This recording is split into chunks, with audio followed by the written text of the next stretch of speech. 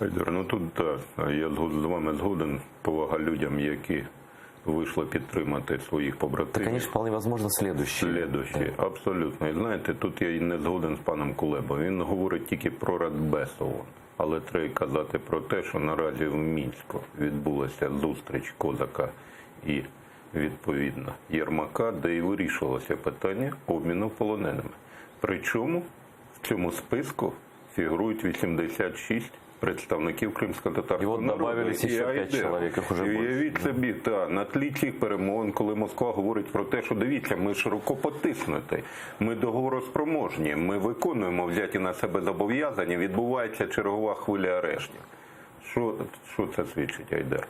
Віддадуть 86 і буквально за півроку наберуть так само. А от Наразі в заручниках, вибачте, я перебіг, Та ні. знаходяться приблизно до 300 тисяч кримських татар, правильно? І де є гарантія, що за півроку, Ніде. рік немає, І я хотів би сказати, Айдар, тримайтеся, ми звільнили всіх ваших обранців, наших громадян України, от заручників сумління, але 5 знов таки поїхали на суд.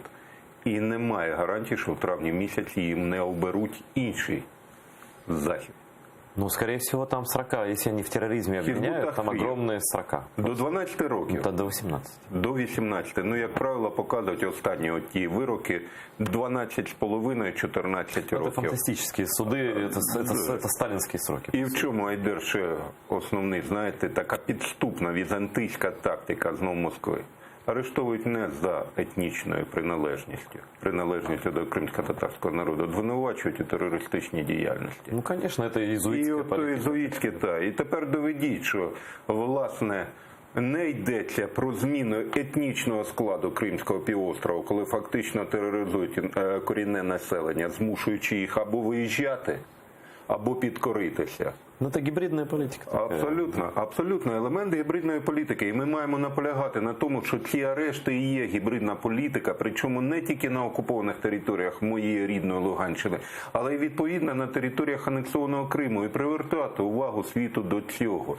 І Радбез ООН, пан Кулеба, на жаль, не використовує той майданчик перемовний, дипломатичний, щоб донести цю думку, що відбувається фактично витіснення корінного народу з півострова.